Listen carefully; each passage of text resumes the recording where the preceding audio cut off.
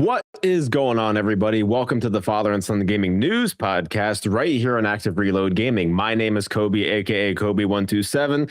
That is Kevin, aka Octane699. Today, we have a whole bunch of news stories for each and every one of you. We're going to be talking about how Nintendo is battling the US government. Sony is pulling out of PC gaming.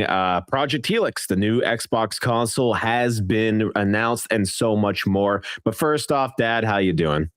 Not too bad. I'm eager to talk about this because some of the funny things is Nintendo will go after anybody, and now they're going after the government. So I think that's going to be funny. Yeah, I said to one person before that their amount of cease and desists before all of this was training grounds for the government.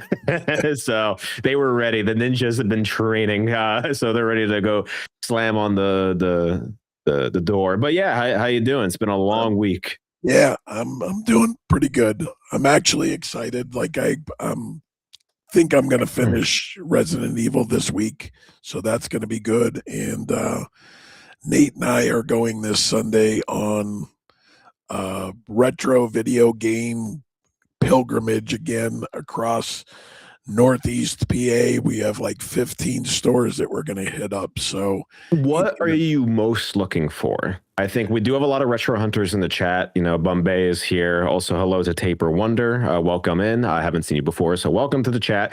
But yeah, what are you really looking for? What is your holy grail at this moment? Because you've hit many of your holy grails throughout your hunt. You know, thing in Resident Evil, you have the chainsaw controller, so that is one of them. But what are you looking for? One of my biggest grails that I'm still looking for is the Godzilla NES CIB box. I got the Godzilla 2, which is the more expensive one. NES, but that's probably one of my biggest grails. But what's weird is I am on a hunt for mascots. Chester Cheetah Games, Yo Noid, which is an NES game. There's a Kool-Aid game, things of that nature, and I'm looking for a PS2 Slim, either modded or Japanese version. That's what I'm looking for. So, but with me, I don't know what I don't know. So I got to see it, and then I like it, and I'm going to buy it. But on a pilgrimage with a pocket full of cash and ready to buy. Well, I hope you get what you are looking for. But before we get into the rest of the news today, I would like to remind each and every one of you, for those returning or new, you can follow us on all of our socials right here on YouTube, TikTok, Instagram, and Twitch, Blue Sky or Spotify. I'm off my game right now. We're at Active Reload Gaming, and then Twitch or Twitter/X, we are at Active Rel. That's with an REL, Active Rel Gaming. So you can follow us on there. So yeah, welcome. We're going to get into the news. Like I said, today we're going to be talking about how Nintendo is battling the US government. So let's start with that, because I think this is some of the most interesting stuff. So this comes from IGN and is written by Wesley Inpool. Nintendo sues the U.S. government over Trump's unlawful tariffs that led to last-minute Switch 2 pre-order delays, demands refund with interest.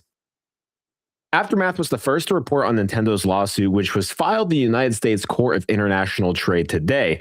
Nintendo is focusing on refunds of tariffs that were struck down last month by the Supreme Court, which said President Donald Trump's unprecedented use of the International Emergency Economics Power Act was illegal.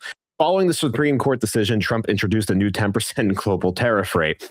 In early April last year, Trump held up a chart while speaking during a Make America Wealthy Again trade announcement event in the Rose Garden at the White House and declared Liberation Day.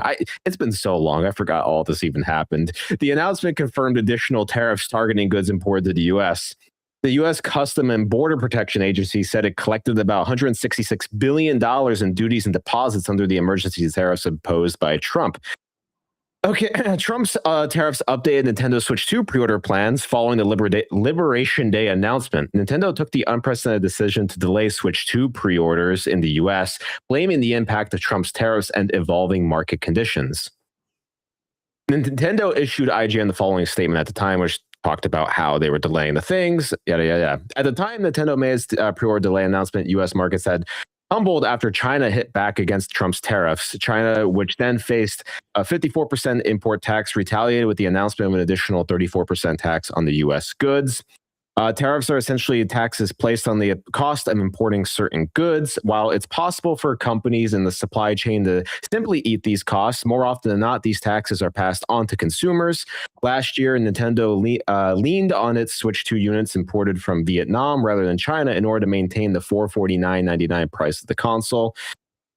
So yeah, Nintendo is suing the U.S. government. What do you think about that? Well, I guess my big question is, and I'm all for that. Hey, they've jacked up the tariffs, but at the end of the day, the people paid the tariffs. So if Nintendo wins, are they going to give a kickback to the people that bought the consoles?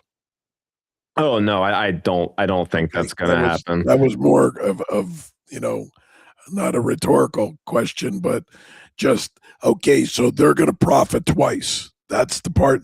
I like the precedent that they're starting. Like I like that. You know what? Let's sue them. Let's get the money back. Let's this. But think about the logic behind this. They sent over with the tariffs. You and I paid the tariffs. So they still got their revenue through there. Now they're going to sue to get that money back from the tariffs. Don't you think that should be reimbursed in some way to us? I mean, at the end of the day, it's corporations. Corporations are going to do what corporations want to do. But I also think, given the whole situation around tariffs, it's going to have to be the corporations who strike this down. At the end of the day, it's like, the worst person I know just made a great point. It's really like that. So unfortunately, I don't think the consumer will ever be seeing the bottom dollar that they spent. But I am really happy that Nintendo is going down this path because of how unlawful these tariffs truly were. And we have to, unfortunately, lean on these corporations because you want these corporations to be there for you in a theoretical world. You want them to be for the consumer. And I didn't expect Nintendo to be doing this, but I'm glad that they are because I think someone has to step up to help the consumer because as we see with all the AI Ramageddon stuff and the continuation of these tariffs, gamers are being priced out.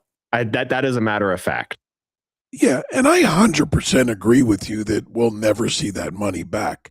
And as I'm going on the record and saying, I'm glad that Nintendo's doing this. It'll start to set the precedent to it.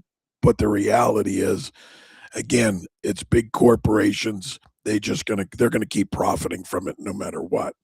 I just think it's a double dip in some way. Nintendo should say, here's a percentage back to all the people that bought, or here, I don't say, hey, we got this, we won this, here's a free download game. Something to the people that purchased it. That's all I'm saying is, yes, I think it's warranted. I think it's a good thing. But the reality is, at the end of the day, it's the consumer that still gets shafted. So now let me ask you a question. I wanted you to have a legitimate answer to it. Do you think this is going to change anything, though, with Trump's current plans? Because I think Trump is going to do what Trump wants to do. We've continued to see that, and he is always going to be fighting back with his tariffs, even though the Supreme Court just, shot it down at the end of last month. He imposed the 10% global. So do you realistically think that this is going to change anything for the consumer, or do you think his administration is just going to clap back with more tariffs? They're gonna, if they don't clap back, he'll do something in the sense that they're not going to win this. It's just not going to win. But again, even though there's no place to win, it's a good precedent to set. Yeah. Do you think so? First off, I do think it's fine. Bombay says, here's 10 Nintendo coins to get a theme for the Switch 2 if they win. Here you go. Here's a little trinket for you.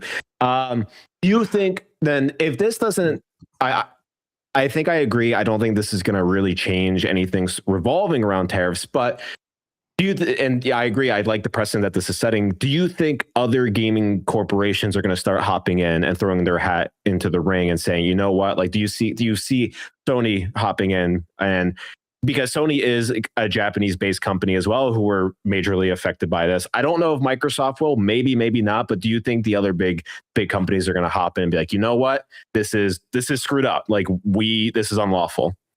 At the end of the day, more voices is always more power. I would hope they would jump in to do it. But again, at the end of the day, even with this lawsuit, it's costing money. So, you got to be in the boardroom in Sony and say, if this is a losing battle, should I jump in, or should I wait to see where Nintendo goes, since they shot the first, fired the first shot over the bow, and sit back. And if it looks like Nintendo that could win, I can see others starting to jump on board, but I don't think Sony's going to jump in.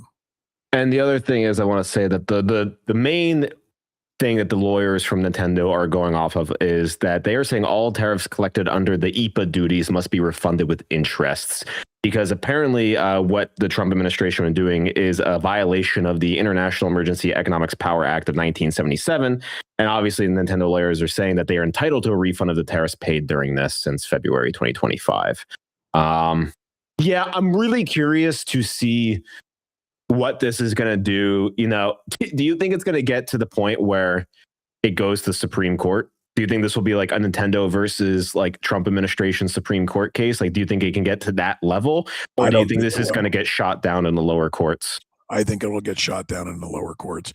And to be honest with you, if anybody should be suing anybody, and I just thought of this, like, I can see a more legit lawsuit from Sony's and Nintendo's and Valve's of the world, going after the RAM companies and suing them for almost creating a weird economic monopoly that they can prove of how much revenue they're going to lose, because a public provided, a public serviced company providing RAM out there all of a sudden brought it back and doesn't do anything. And you can see the economic, strife that it's causing by these. I could see that be more of a legitimate winnable thing than Nintendo winning against the Trump administration. So Bombay says it's been 6 to 8 months since these started, I assuming the tariffs. Why now? And I guess my hunch as to why now is because the Supreme Court deemed it illegal.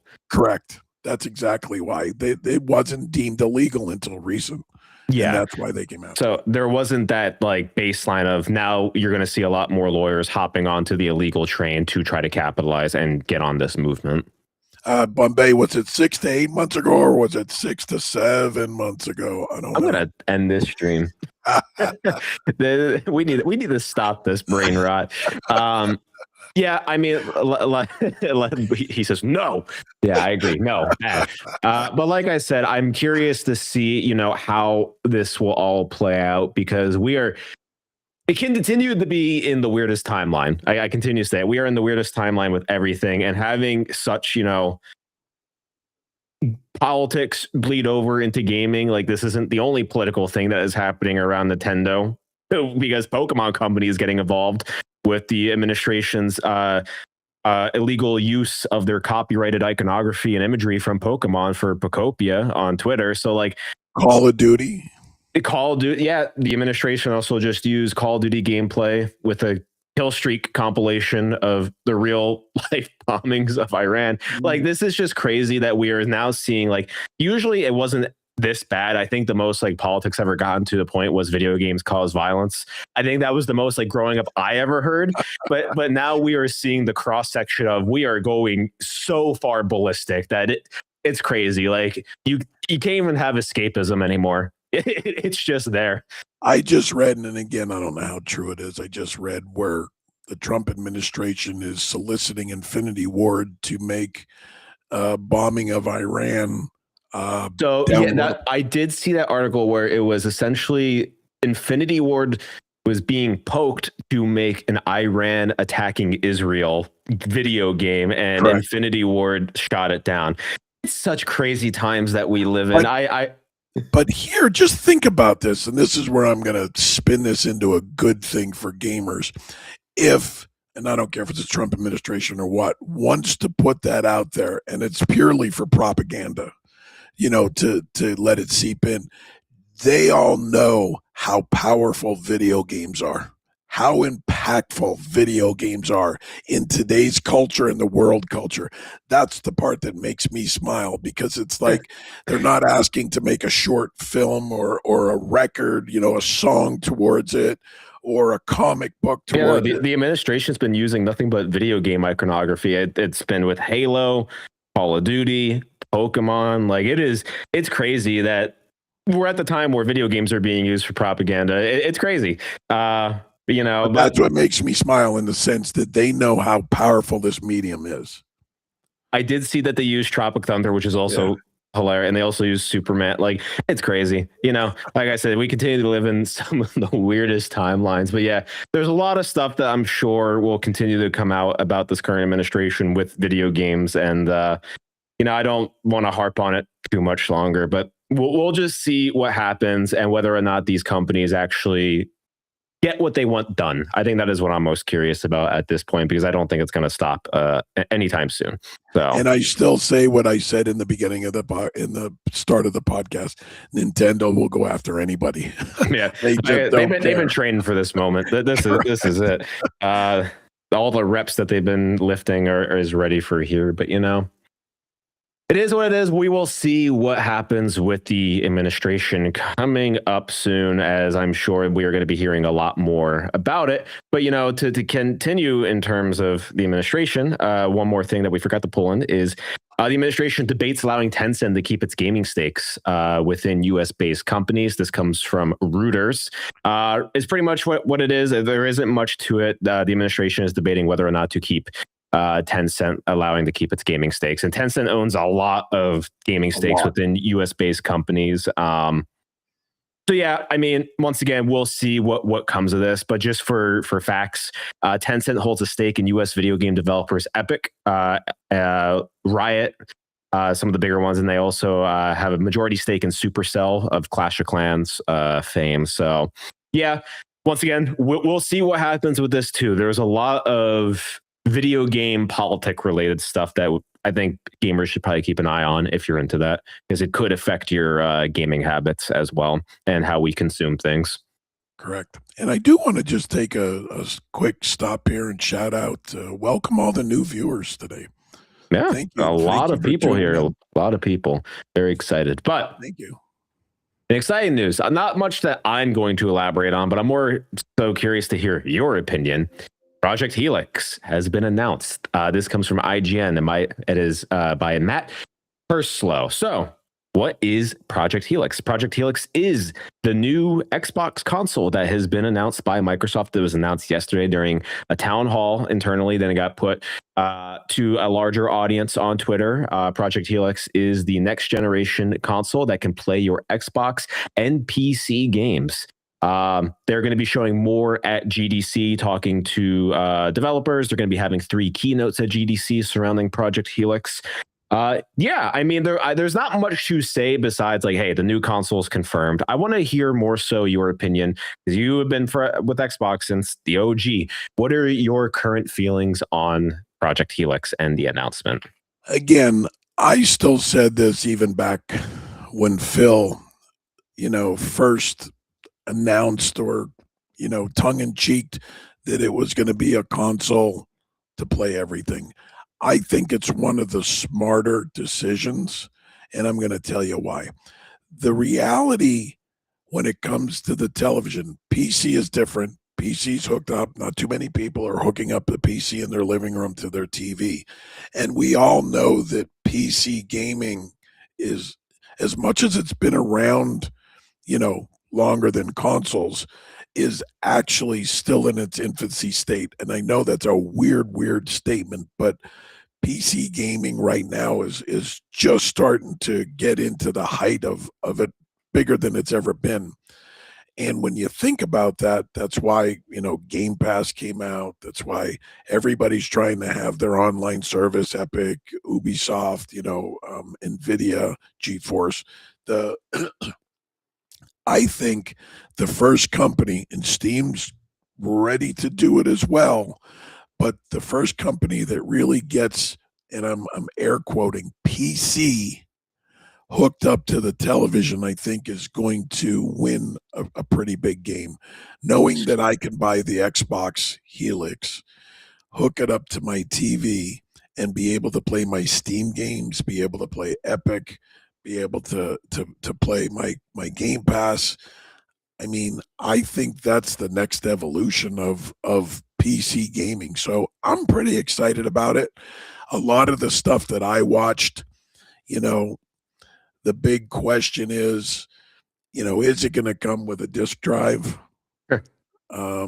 And I saw a lot of it saying that I would love to follow the Sony playbook, where you know what, okay, it's cheaper, it comes without the disk drive, but they have an attachment that you can build it in. Let's face it, back in the Xbox 360 days, they built an HDD DVD player that was a peripheral to it. I don't care if it's something that simple or if it attaches to it like the PlayStation 5 does. But I think if Xbox is known as the preserver or preservation of past games, I think them not having some disc attachment is a slap in the face to the Xbox community. So, but I'm excited about it. I am super excited about it. I think that it could bring Xbox. Nobody's going to beat Nintendo, but I think it could bring the console war back. And for those of you that think that there shouldn't be console wars, that's healthy for both sides. Whether you're a PlayStation fan or an Xbox fan, you need two big boys like that to keep each other in check, keep prices down unless we get tariffed, keep game prices down, and keep innovation going. I mean, that's what it does. I think innovation would slow. And before I get off my soapbox, if you think that that's not true, if you go back to the original NES and you go look at the history of Nintendo and the NES, their thought process was this was going to be their only console. They were going to keep this for 20 years and just keep building games off of it and everything else. And there was a port on the bottom of the NES that they were going to do maybe memory upgrades and things of that nature. And it wasn't until Sega came out that they figured they had to move and change that. So you don't think the competition, innovates gaming? You're crazy. That's why we need two big boys. And you can't say Nintendo and PlayStation would be the two big boys because Nintendo's just in its own niche and PlayStation will just get complacent and not move things forward. But yeah, I mean, I still think at the end of the day, because we're going to be bringing in a Sony conversation here, I do like people having the option to play games anywhere. I think, yes, there still needs to be two consoles. I agree. I'm over the console wars at this point. I think it's a thing of the past. But I do think allowing players to choose where they want to play is the consumer friendly option. Now, I mean, I'm not gonna say too much about Helix for many different reasons, but I'm very excited for it. I'm excited to see what the next generation brings. And I really want to kind of hone in on topic and just kind of pass it back to you is the whole idea of being able to play your Xbox and PC games. It's saying rendering Xbox games and rendering PC games.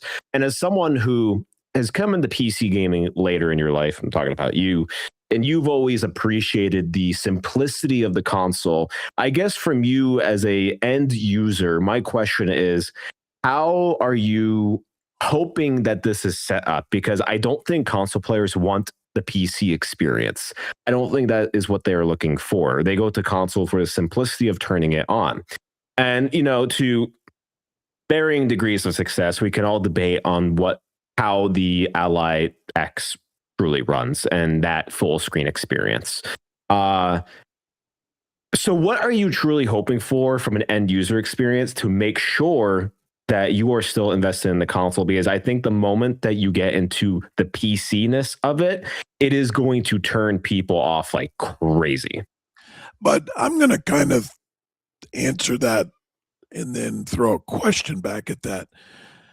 When I play my Game Pass on the PC. Mhm. I don't have the issues that I do when I go to Steam and selecting all my different things. So wouldn't that reign true if they took the PC port that I see now on my PC and put it into the Helix? Let When me I'm playing my Xbox games, I wouldn't have to worry about that PC let- let- experience. I mean, let me rephrase with the PC experience.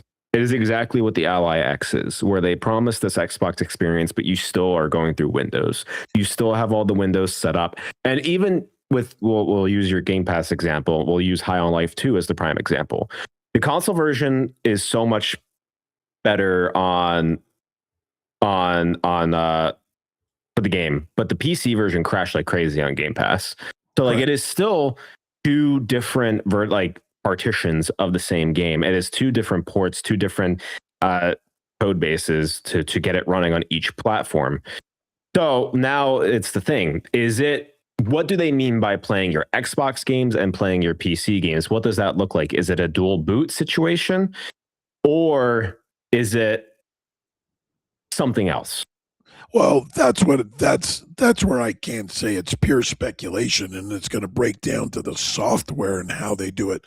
Is it partitioned that, again, if you still have, a disk drive on there, you can still run, again, I don't know how you want to differentiate the two, but a console partition to it, and then you have your PC partition to it. I don't know. It all depends on how they come out. Me personally, I do not think that the Helix is going to be the same as the Ally X. I think the UI is going to be totally different. I think this was a test run for them. I think that they're going to kind of integrate the UI a little bit more like console into the PC. So I don't think that you're going to have all of the bloat, even though we know the back end has to be Windows. We understand that.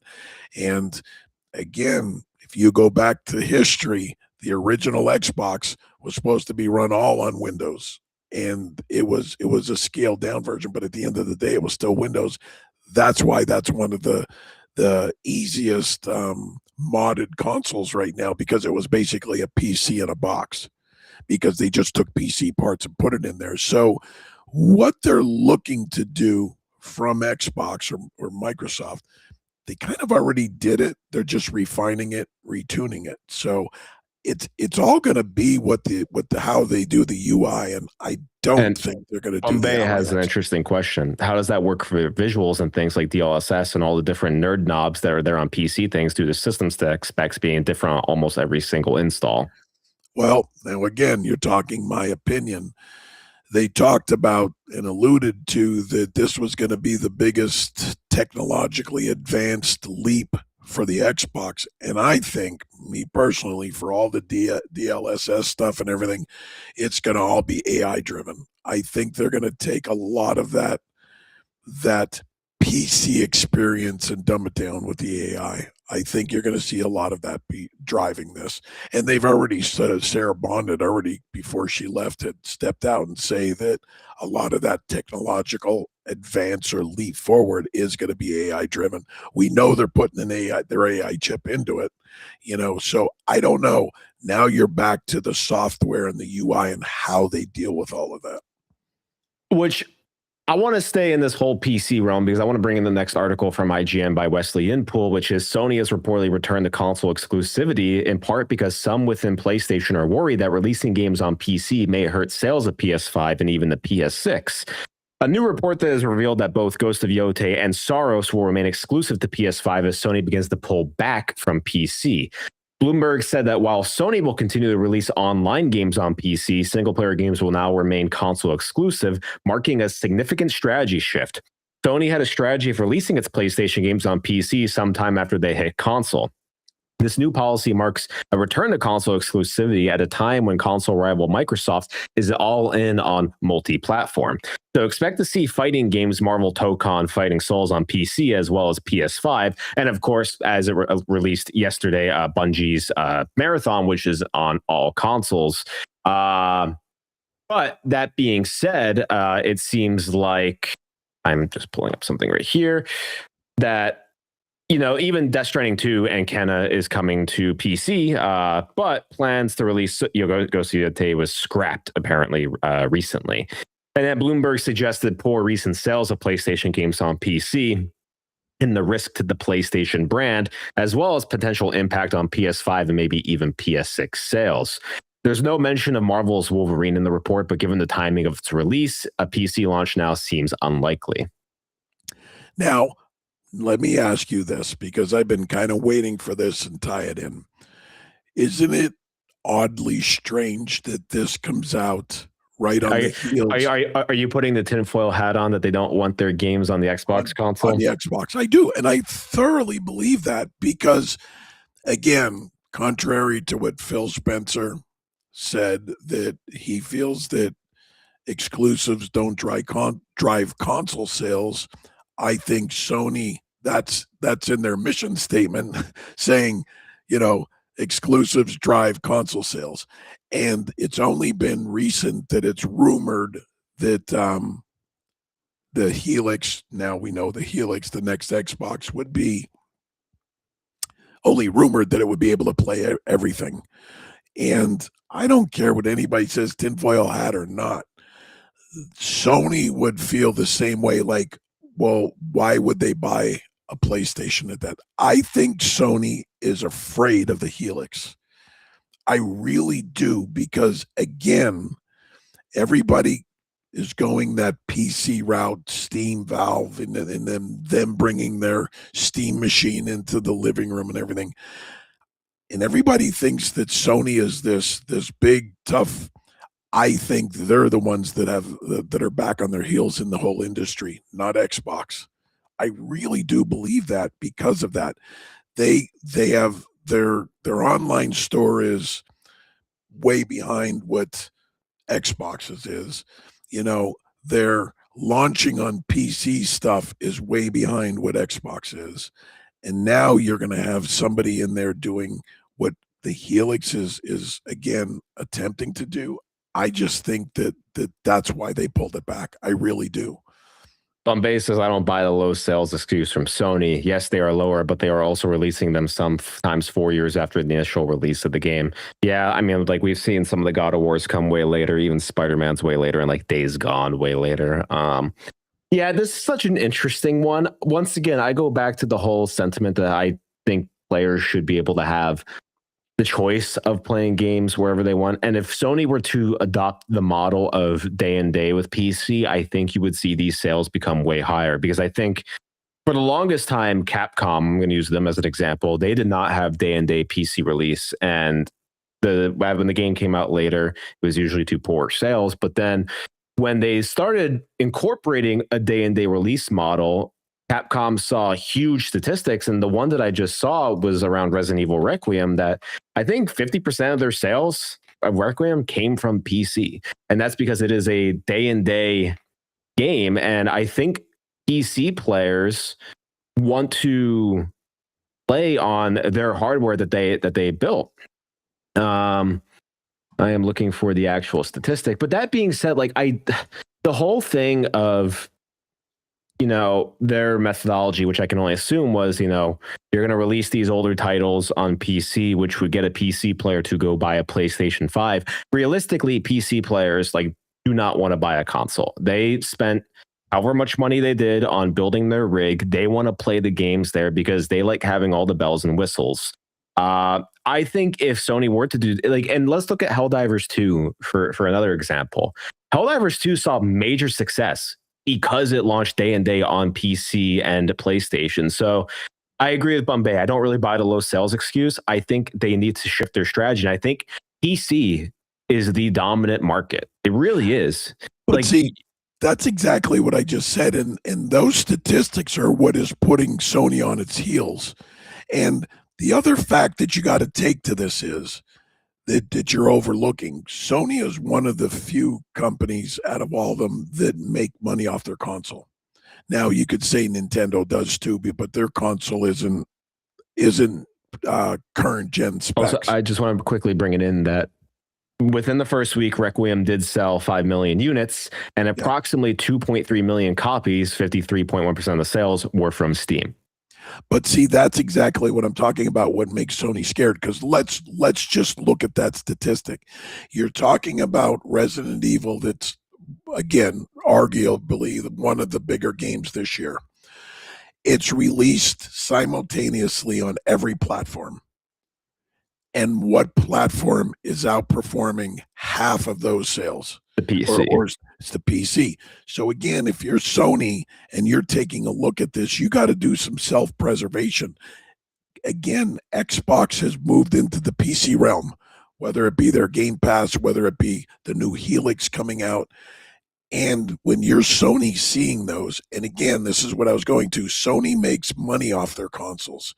That's why they want to keep the console exclusive. It is a known fact that I don't think any Xbox from the OG all the way up to the new that they were subsidized. They were losing money and subsidizing it by Game Pass or games that they were selling. So again, when you have a company that's part of their revenue is sales or revenue made from sales of their console, of course they don't want to lose their console.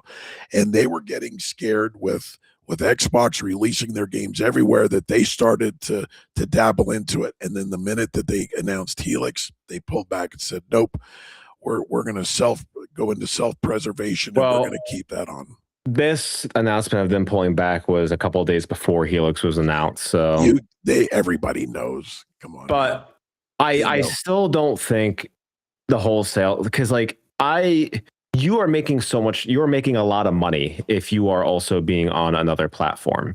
Like, I don't know. It's so interesting. I'm really curious to see why Sony does that. But let's stay in the PC realm, because Steam Machine is likely to be delayed into 2027 now. We're going to keep in this whole console market at the moment. So this just came out today. Valve suggests Steam Machine could be delayed in 2027 and blames the memory and storage shortages by Wesley Inpool. It sounds like bad news for those who want to get their hands on Valve's upcoming new hardware. The company suggested Steam Machine, Steam Controller, and Steam Frame could all be delayed even further, potentially into 2027. Valve announced all three products late last year with the aim of releasing them at some point in the first quarter of 26. In February, Valve signaled a delay was coming as a result of the shortages that are causing PC hardware to spike in price. This has made it difficult for Valve to pin down a price and release date for the Steam Machine and Steam Frame. But at the time, early February, Valve still planned to release its hardware in the first half of this year.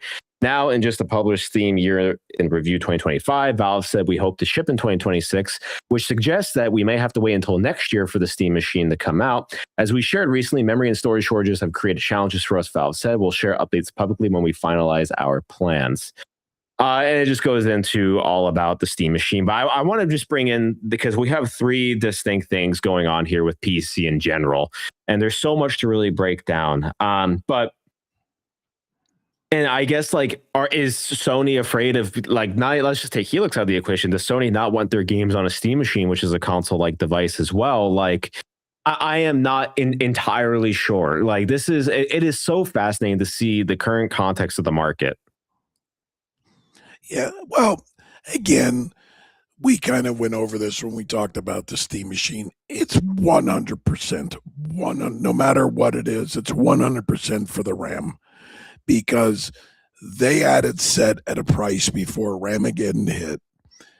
They figured if they're going to keep producing these, that the price point that they thought was going to be at the top end of it, it would push it way over and their sales would tank. That's it. That's it. It's the bottom line. That's why they're pushing it back, is 100% because of the Ramageddon. Because that when the whole price conversation, when they first announced this and everybody was saying $700, Valve was like, holy crap, they think $700. Ramageddon will push it up into the 12 to 1500 and nobody's buying. Which there's also been reports that Sony may delay the PS6 to 28 or even 29. So this also puts Project Helix at a very interesting space, because if they're able to release within the next couple of years before even these devices, I think that really puts it interesting, and it looks really good, I would say. But I don't know. Everything is so you and I had so cooked right now. But you and I had that conversation yesterday that I told you that, if they're full-fledged going and going to drop this new console in the next year to 2 years, the reality is, how are they getting around the pricing? Because if they decide to drop this Helix at $1,500 at a PC rig price, they're going to fail, and then Xbox is in the toilet when it comes to hardware. Then they'll become the next Sega again and just do software. But the reality is they are in the same position that the Steam machine is, that they got to come out of the gate with the proper price point or it's going to fail.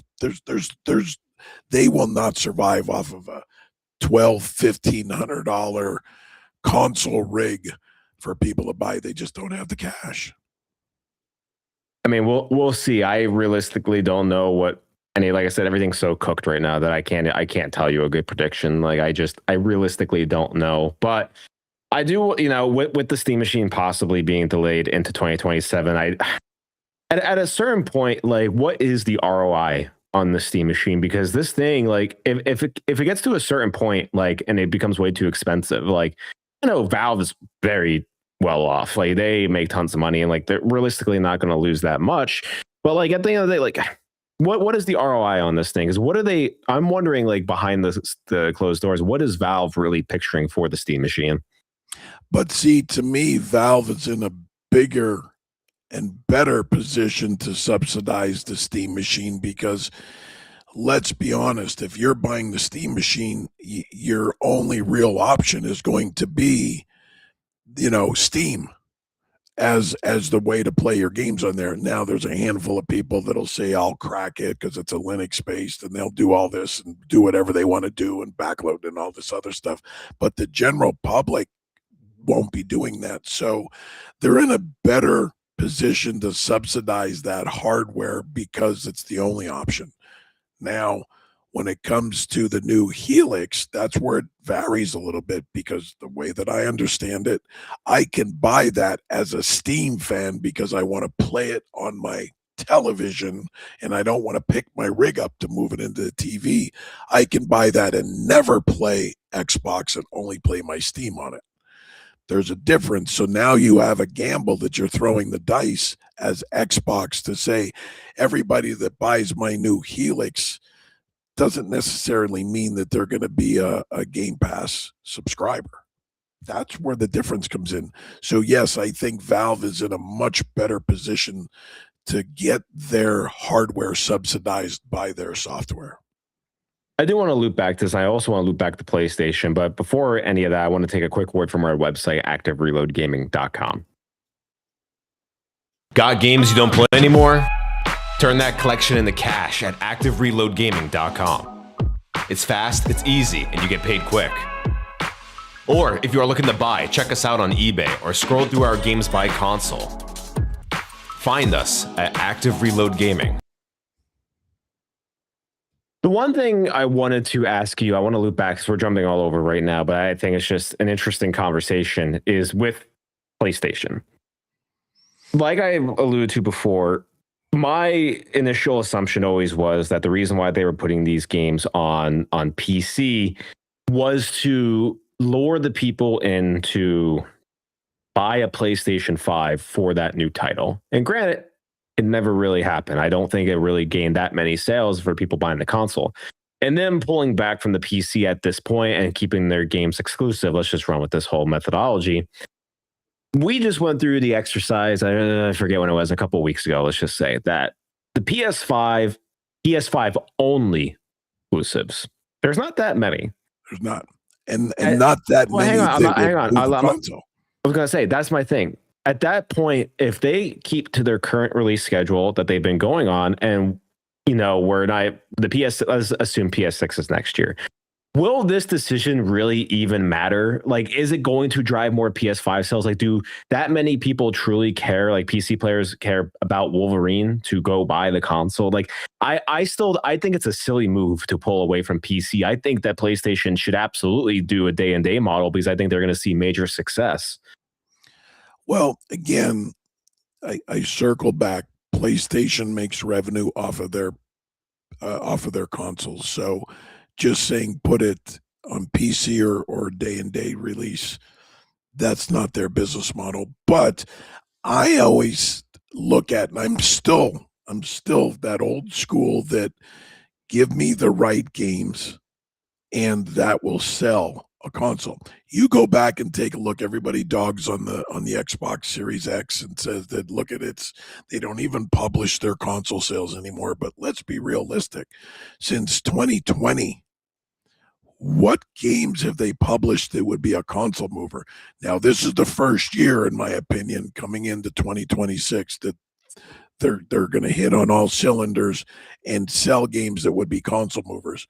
But that's back to my let's go 2020. They both dropped around the same time, the PS5. There's been no games that have been console movers. And then you get for PlayStation as well. And no, console movers, no. Ghost of Yote? Not a console mover. Again, wait, let me finish by that. You cannot rely, because that's where I was going with this. You cannot rely on one game or even two games to move a generation of a console. I would argue there's been console movers, but they've been so spaced out that I don't think and the other thing is it's because a lot of these games have also been cross-gen released that you can make the argument God of War Ragnarok was a cross-gen release and Horizon Forbidden West, some of their tentpole titles, but I think, you Cherry to my boy says Spider-Man 2 was an absolute console seller. You can't forget about that. That moved a lot of units because people love Spider-Man. Wolverine has the chance. I don't think Wolverine is as popular as a character as Spider-Man. Maybe I'm wrong, but I think Spider-Man is one of the most popular characters of all time. So I don't see this moving as many. You had your Ghost of Yote. People love Tsushima. Bombay says RE9 not cross-gen, bring on the PS5, which I will say I think RE9's using the PSR 2, PSSR 2 is an interesting thing, but that's multi-platform, so you can go anywhere. But I do think there has been console movers, but it's not to the influx that we saw with PS4 that really drove people to buy a PS4. Here's my thing, and to kind of address Cherry Tomato, I agree. Spider-Man moved the console then. I doubt there's anybody buying a PS5 today, tomorrow, next week because of Spider-Man. That's my point. They have to have consistent games that are banger console movers to go. You and I talked about this. I don't even know. It might have even been before we started the podcasts, where you showed me a month, the 1 month for game releases for the Xbox 360. And it was those bangers after banger after banger. Yeah, but those weren't all exclusives. Doesn't matter. That's the type of stuff that gets people to buy a console or to move a console or to play a console. You got to understand, we're in a very different market now. I think at a certain point, we'd all have to stop looking. As much as I say the 360 PS3 was the golden generation, we all have to stop looking at that as a reference point, because development back then is very different than development back now, because games nowadays take 5 to 7 years to make. We're on such longer development cycles that the landscape of the industry has changed dramatically as we start to look more towards these live service games that we have to look to keep, people happy with what they know. And it is much harder to take creative risks nowadays, as we're seeing, even though High Guard was kind of a mid game, it is, even with a live service, the games now, if you're not hitting immediately, we all know it's dead. That's just the fact that is that. So I think, yes, I agree, it was amazing back then, but we can't use that as the reference point for today because it is so different. I have to respectfully disagree with that, and I'm going to tell you why. Because yes, it does take longer and it's different, but not every game has to be 100 hours. Take a look at Resident Evil. Resident Evil 9, 12-hour game, looked incredible, played incredible. But that was still the longest developed Resident Evil of all time. But I'm just saying, though, there's different places that you can cut. Not a 100-hour game, 12-hour game. But not every game is like that. I think we're just generalizing, which not every game is like that. Even if you do these more curated experiences, hell, even though Call of Duty is on a yearly release, but to make a Call of Duty, it's 3 to 4 years. And that is a very curated experience where it's very short. These games, even Battlefield 6 took forever to make. I think let me rephrase it. Gamers expect a lot nowadays. I think we've gone to the point that if we started to make 360 games again, it's going to be pretty drastic because gamers expect so much. Because now that we've innovated to the point where you're getting games like a Baldur's Gate 3, you're getting games like Elden Rings and stuff, like you have set the precedent of what a video game can be, and now everyone's expectations are so much higher, and you have to hit. If you are not hitting, given the price point, like that's the thing. There's so many variables nowadays that we have to look at that we can't. Because back then there was no variable. Everything was $60, and you had your arcade games that were like $10. But everything we had a precedent, and nothing really ever went above that precedent. Now everything is incredibly different. Like it's very hard to do an apples to apples comparison because the industry has changed so much. Then tell me why Minecraft is still one of the top selling games of all time, and that's not a Elden Ring look, and it's not a new GTA 6 look and everything else. Again, not every game, that's my point. Not every game has to be that. How are we having indie games winning the game awards? Not every game needs to be that big, $1 billion GTA 6. Well, I was going to say, you say the Minecraft thing, but I'll just clap back. Like, yeah, GTA 5 is also like, GTA 5 was an incredibly long game. And that's like, listen, like at the end of the day, like Minecraft is bought because Minecraft's nature of being a highly replayable game. It's still it's a $30 game, but like it set the precedent of what these kinds of games can be. And every open world sandbox game of that type, survival game, Minecraft set the precedent. And if you aren't hitting that level of Minecraft with these other games, people are just going back to Minecraft, as we're already seeing. That's the point, is when you are setting the precedent, it is hard to become a newer game because then everyone looks to you. Like you joke about Souls like all the time, but like when you have like all these likes, like you have to meet that quality or exceed that quality. But see, to me again, you're stating this and overlooking the number one selling console out there, which is the Nintendo Switch, which if you look at the Switch and all the sales that they did, I don't know that there was any blockbuster GTA looking stuff. You have the Marios, which is as low level as you can get of graphics, and selling, and Kirby's and everything else. So now we're looking at graphics as a metric. Like I think that's wrong. Like but even the Mario, it doesn't have to be the big. It doesn't have to be the big blockbuster looking, is what I'm saying.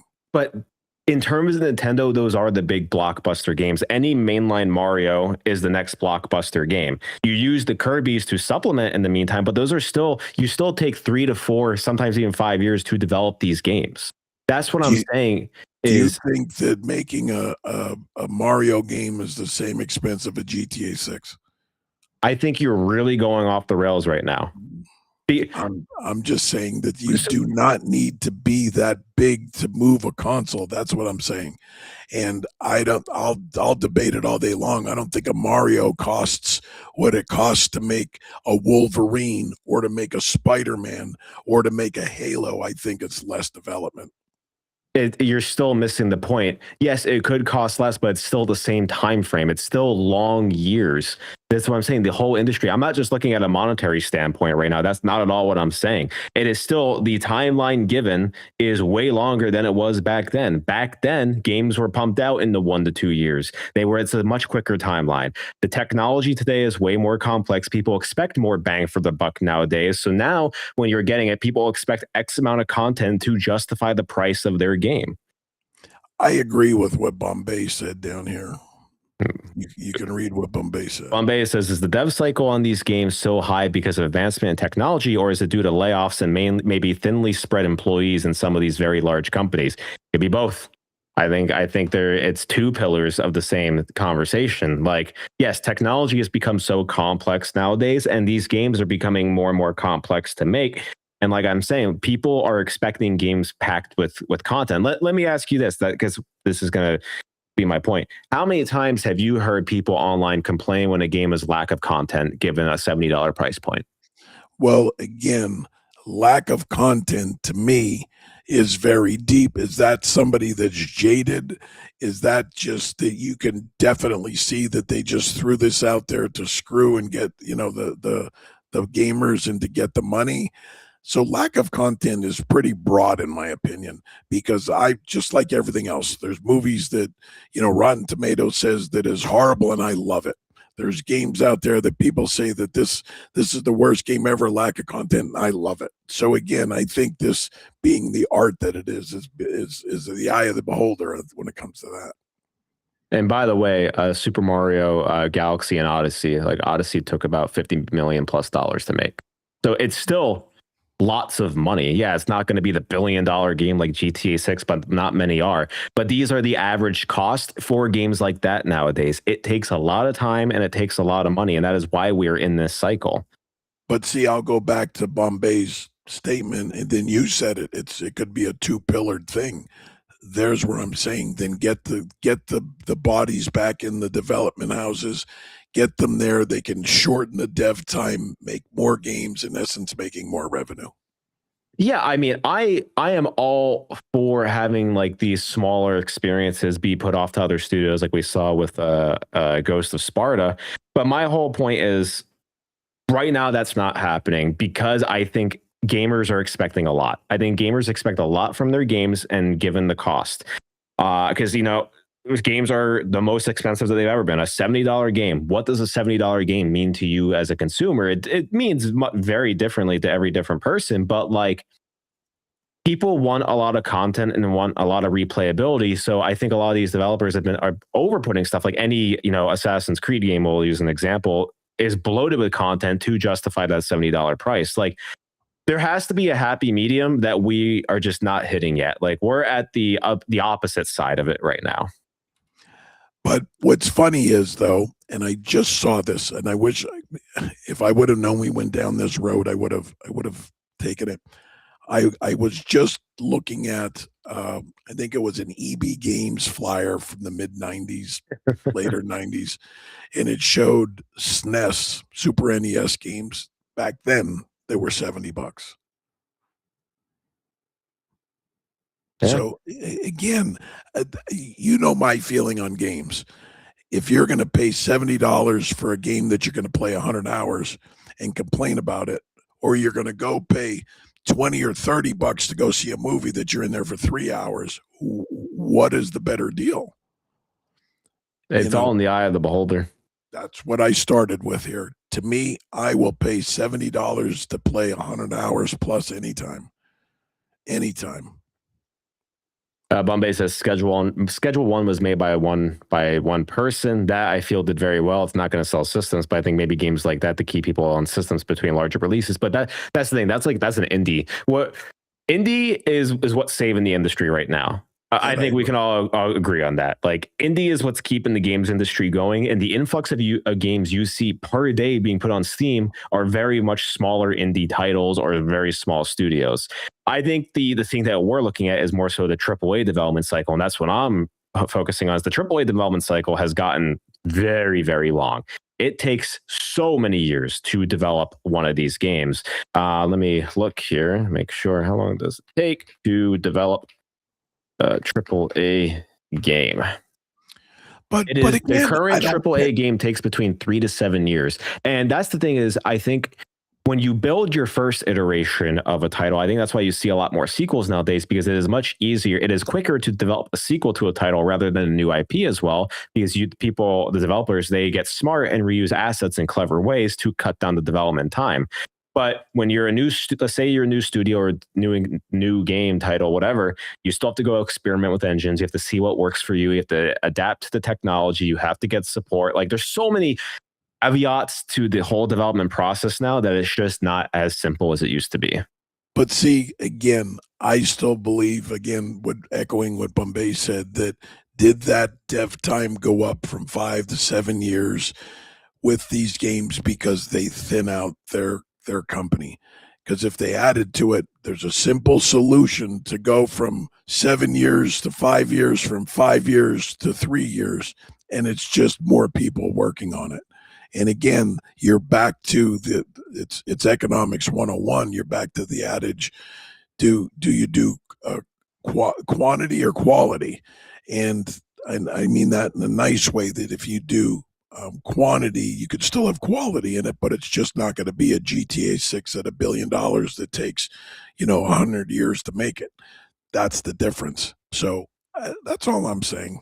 I mean, another thing is, I think it has increased because, you know, the scope has increased with games. You have higher fidelity graphics, which require more attention to detail while creating assets. The technological complexity, yeah, obviously layoffs as well, which is a very bad thing. But there's so much to this that I think my whole statement is I think saying looking back and like trying to recreate what the 360 PS3 era is, it's a lot deeper than just saying let's go back, because I think I agree. it is more of a systemic issue of where we have gotten and what we have set the precedent to be. Because like I said, once the cat's out of the bag, it's hard to put the cat back in the bag. It always is. So that's my whole thing. Going way back to loop my argument, I don't even know how we got into this conversation, but that to tie back all up is I think the cat has been out of the bag for so long that these AAA games have set the precedent of what these are supposed to look like. And when the precedent has been set, it is very hard to pull that back. You can do it, but it requires a lot of different variables and caveats that I think you have to analyze. And I think that's why nowadays you're seeing the flexible paying model where these games are coming out at a $40 or $50, because I think developers realize that they can take a little bit less time, release a game, but it can't be that full price. It can't, because it is a super competitive market. So I think we're starting to see the tables turn a little bit, but it's still going to take a lot of time to even get back to that. It is such a systemic issue, and it's going to take a lot of work. And like I said, indies are the ones who are really driving this industry forward. Nope, I agree. Before we move on here, it's news and it's unrelated, but I keep looking at GTA 6 here. I saw the rumor where they're talking about at launch GTA 6 is only going to be digitally available, and then later on come out with the physical. No, that was we talked about this a couple of weeks ago. That was squashed. I just saw it come up again that they said now that they're confirming it. No, I don't think they came out in their earnings report or whatever a couple of weeks back. We talked about it on this show, and they said that the physical is going to be happening day and day with digital. I must have been sleeping during that part. Probably. Let's see where to go. This one, because I know you're an Assassin's Creed fan. Ubisoft finally confirms the Assassin's Creed Black Flag remake, known as Resynced. Yeah, Assassin's Creed Black Flag remake is on the horizon. What does this do for you? Again, up until recent, you know that Assassin's Creed has been one of my favorite franchises. Black Flag was definitely up in my top 3, 4. So it wasn't in the 6, 7, but it was in my 3, 4. Hey, it's like when it hits the unks that it's dead. So I'm just trying to make sure it really stays squashed. I loved Black Flag, so it would definitely be a game that I would jump back into. I love the ship battle. This is, if you kind of go with Ubisoft, this is what I thought Skull and Bones was going to be when they first. That's my question. Do you think they want to reuse the Skull and Bones assets and like, you know what? Screw it, we need to make this. Yeah, we gotta make up money for all the assets in Skull and Bones. We got to recoup the money on it. That's what I was hoping Skull and Bones was going to be, and I was super hyped about it. In fact, Kobe, I think it was when we went out in 2018. E3 2018. I played Skull and Bones for the first time, and that was in the height of my Sea of Thieves era. Yeah, that was in the height of my picture of you in front of the wheel of Skull and Bones, if I remember correct. But yeah, I would definitely get back into this because I thought the ship combat in this was really outstanding. Yeah. Rivaled Sea of Thieves, in my opinion. So yes, if they brought this back out, it is slated to come out later this year. That's what Ubisoft is saying. I never played Black Flag. I have a rocky relationship with Assassin's Creed overall. You know, I'll play some, and for some reason I end up playing all what people consider to be the bad ones. like I had fully the ones that I fully finished. Brotherhood was great. Assassin's Creed 2 was great. Revelations was whatever. 3 was it was fine. I never finished it. And then I finished Unity. I liked Unity for what it was, and then I finished Shadows. I never finished Odyssey, Valhalla, or Origins. So I don't know. This, for me, it really doesn't do anything for me. Now, my question is with this remake, what will you feel if they make it into the current RPG system rather than the old school Assassin's Creed Black Flag? Because there is that chance that it becomes the modern RPG Assassin's Creed. I think they'll hurt it. I mean, again, it's taking what I consider of what in the franchise one of the masterpieces, and then redoing it. To me, that's not. I want to play the game that I played when it came out, and I finished every Assassin's Creed excluding Valhalla because that was so bloatedly big, and I couldn't stand Shadows. I wanted the samurai so bad, and I thought the game was so bad. So having something come out, and Ubisoft, let's face it, they're up against the ropes. They need to make some revenue somewhere. So giving the gamers something familiar that they know is probably their best bet to make that money back than changing it and making it something they don't like. Again, I'm just looking at when you're up against the wall to get revenue into your company. They need to just remake it with modern controls, modern looks, and do that. So to close this out, do you want to hear about the top 10 anime betrayals of all time? Because this is an anime betrayal for me. This comes from Jack Connor at Tweaktown. From Software rejected 10 plus offers for a Bloodborne remake, sequel, or spin-off. A foreign PlayStation developer revealed that From Software has rejected up to 10 studios proposing a Bloodborne remake, indicating that the studio's cautious approach to revisiting the popular game despite high demand from fans and developers. This highlights From Software's control over its IP and quality standards. This one hurts. This one hurts immensely. I have been craving for a Bloodborne remake, remaster, anything of sorts, because this is my favorite Souls game of all time. I think Bloodborne is very special. It is very unique. It is absolutely amazing. This was the first Souls game that I fully platinumed. I fell in love with this when this came out, and I've been clamoring for something more in the Bloodborne world because I love its aesthetic, its dark gothic nature, the eldritch horror of it. It did a lot of really unique mechanics. But from another standpoint, I think this really shows that From Software saw such success from Elden Ring because they own their own IP.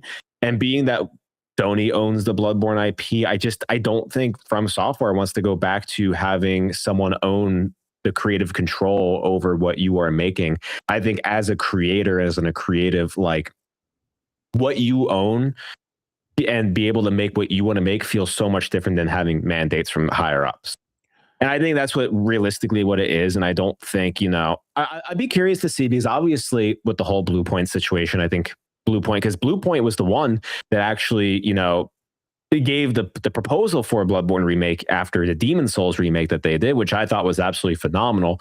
But I really wonder if, From Software saw the Demon Souls remake and they weren't fond of the vision that Blue Point did, and they were like, we don't want Bloodborne being messed with. Like, I don't know. I think there's a lot of different fascinating conversations to go down with this, but this one really hurts me. Yeah, and again, to me, there's always got to be something on the back end, because the thing I don't understand about some studios is they have IP that just making the remake is just printing money for them. I mean, we've proven that the right remakes can print money for a company. And, the Bloodborns, I'll go back, and the whole Todd Howard thing that I think Fallout 3, Fallout 4 should have been remade a while ago. My pet peeve with Coalition and Xbox, like I cannot fathom that a Gears 2 and a Gears 3 have not been remade. To me, that's a license to print money. And, we talked about it with the whole Blue Point thing that, there you have a studio that could have been known 100% to do just remakes where people give the IP and you're not changing it, you're just updating it. I think these studios, maybe there's something that I just don't understand, but I think they are missing the boat with this to, again, even get future generations or current generations into your IP that may have never played these things. And they don't play it for a multitude of reasons. They're not backward compatible. They don't like the clunky controls, because let's be honest, being a retro gamer that I am, when I go back to a lot of games, I'm like, holy crap, how did I get through this? The controls are so clunky, or the button layout that they picked. I joke all the time. I was a big Resistance fan for PlayStation. And when I went back to play Resistance, and I thought to myself, there's a trigger on the controller. They never use the trigger for your gunfire. Like, that to me blew my mind. That's the kind of stuff of why people don't go back and jump into original stuff because of that. That's why if you give this and let a studio just remake it, I think studios are missing the boat. Yeah, this hurts. But then again, you know, Sony owns the IP, so I also kind of slightly understand why From Software doesn't want to go down that route. But that I get. That gets a pass. I can see that you don't want. I mean, you see that in every entertainment industry, whether it be, you know, Taylor Swift buying back her rights to all the stuff or whatever. You see that all the time, that they want their creative control because they're more about the creativity and the artistry than they are about the bottom line of the dollars. So I get that. Yep, I think that's mainly the main reason with it is they don't own it, they don't have full sale over it, so they're not going to mess with it. But all that being said, I just made Mom smile because I put Taylor Swift in one of our podcast news, and I can hear her screaming and stomping upstairs. So yeah. But that's it for today. That's all the news that you need to know about. We really went through it all. So yes, we did. But to all those, stick around. In probably 10 to 15 minutes, I'll be back. I'm going to be live. I'm going to become a runner in Marathon. We'll experience Marathon together, see how it is as an extraction shooter. I'm excited to get back into it and see what the full game is truly like. I wanted to stream with him, but he didn't want me to show him up in front of everybody. So just putting that out there that I would have been on streaming. He didn't want me to. Yeah. It's true. I think I said, hey, I'm streaming Marathon. He said, I'm not buying that dumbass game. So, and I'm like, all right. No, I am going to finish Resident Evil as soon as we get off this. So. I think that is the better of the two deals, as I've started my third Resident Evil playthrough, and I'm getting near the end of that. And then once I'm done with the third, I am done with the game fully, and I'll put it down until DLCs come out. But to all those who are new or returning, as always, you can follow us on all of our socials right here. We would greatly appreciate it. You can find us on YouTube, TikTok, Instagram, Blue Sky at Active Reload, and Spotify at Active Reload Gaming. Twitch or Twitter/X is Active Rel. That is with an REL, Active Rel Gaming. So go on and follow us over there. Like I said, right after this, in probably 10 to 15 minutes, I am going to boot up Marathon, and I'm going to stream it. We can experience what it is to be a runner in Taos City together. I'm very excited to see the final product of that game. As always, have a great rest of your night. Have a great weekend, everyone. And the both of us will be back on Monday at 4 p.m. Pacific, 7 p.m. Eastern. And we'll go over all his games that he got from the weekend. We'll see if he got anything or nothing. So stay tuned for that. All right. Catch you all later.